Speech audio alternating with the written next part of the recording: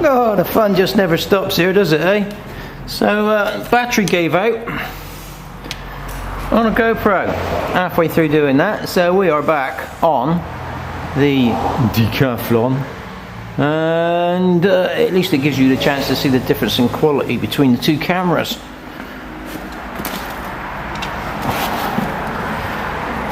While I just plug this lot back in.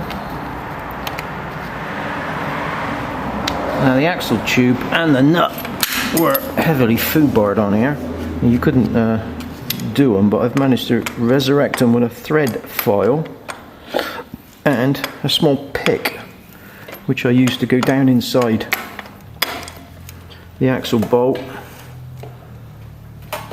to get it the damaged. Oh, hang on! Before you do that, the damaged thread. You have got to set this.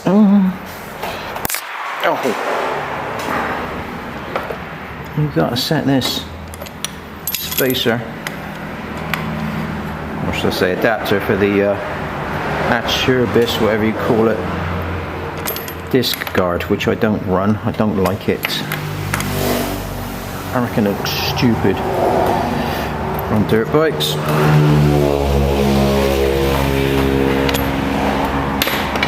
Alright, let's do the application of a torque wrench there. Click, click.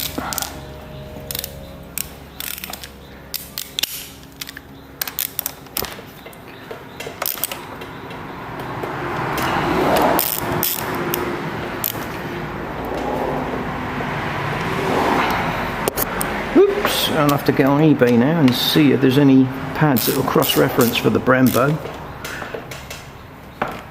other than having to spend a fortune going to the UK for them.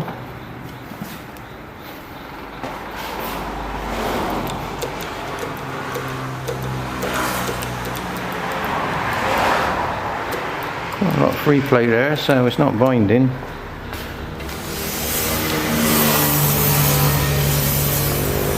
So we've now got a free spinning wheel. Totally free spinning wheel, whereas if you go back to the other videos where batteries were working for a few seconds, you can see that the front wheel was actually bound up and you couldn't freely rotate it. So there we go. That's the front end sorted out. All I've got to do now is take the rear back out. So what we got? 4 bolts, check. Axle bolt, check.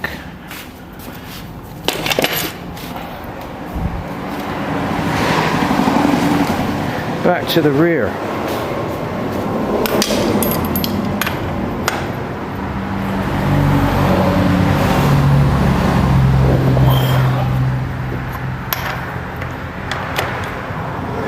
Got some torque on that.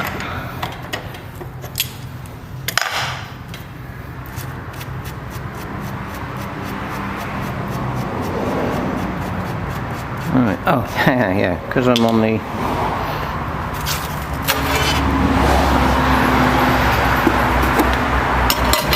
get that and the toxic dust out the way. Right, because I'm on this thing, I can just do this now and save us all lots of time. So we should have now some okay, so the domed bolt is hitting right there, right across the Nissan, and right there.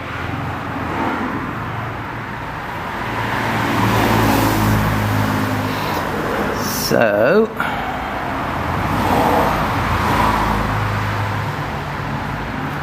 let's strip that back down.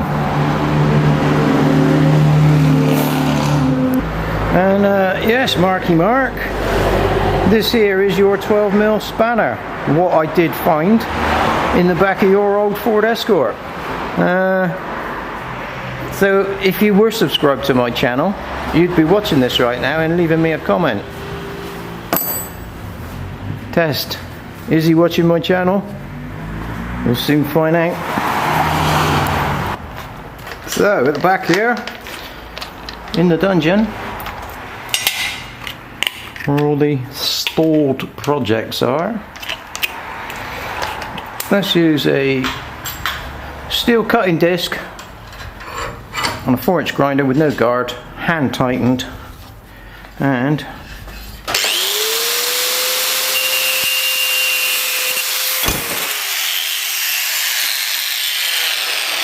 knock the piece over. I didn't have it clamped in there real tight because I didn't want to mark the aluminium, but I think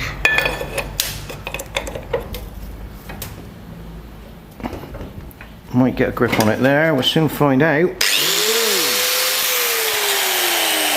Did I warn you not to listen to the noise? Don't listen to the noise.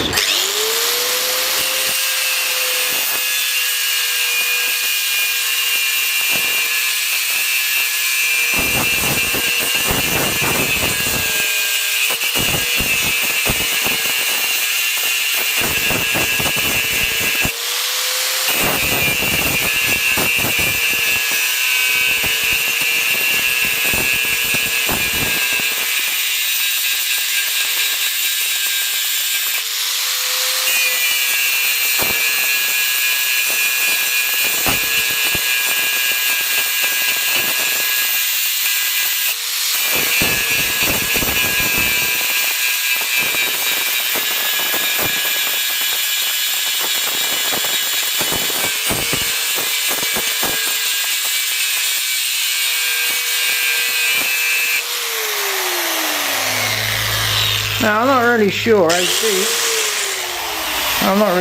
deep. I should mill this slot, so we'll just have to play it by ear.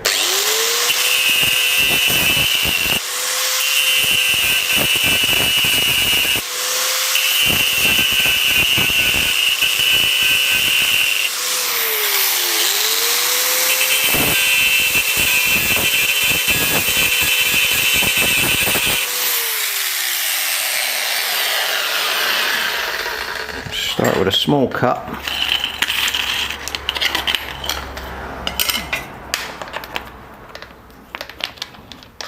My tinnitus is whistling away in my ears now. Lovely.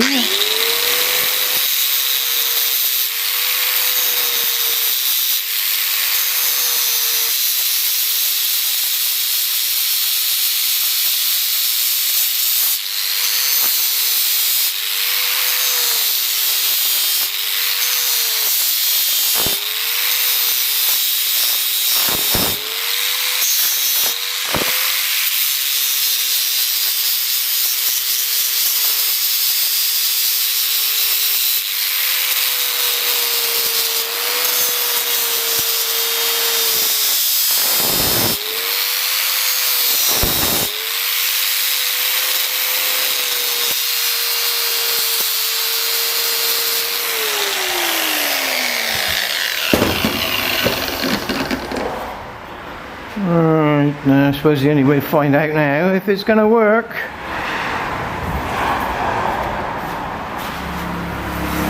to fling it in the hole. So we're all in and tightened up a bit, and well, I'm clearing the bolt section. I'm clearing all of it. So you've just seen that live and direct. All it took. Bear in mind these are dome head bolts as well. There's a dome on the top of these. Those other ones were flat, so they would have massive clearance now if I had the correct bolts. So yeah, there you go. It took me an extra 8 minutes to sort it out and use the right bolts, but no. Someone else just thought we'll just stick some countersunk screws in there. Right, I suppose we'll get all the other ones out, put the new ones in, Loctite it all up, put the caliper back on. Job done, people, and I'll be off at the track later on today and see if I can summon up enough courage to actually jump this thing properly. Later.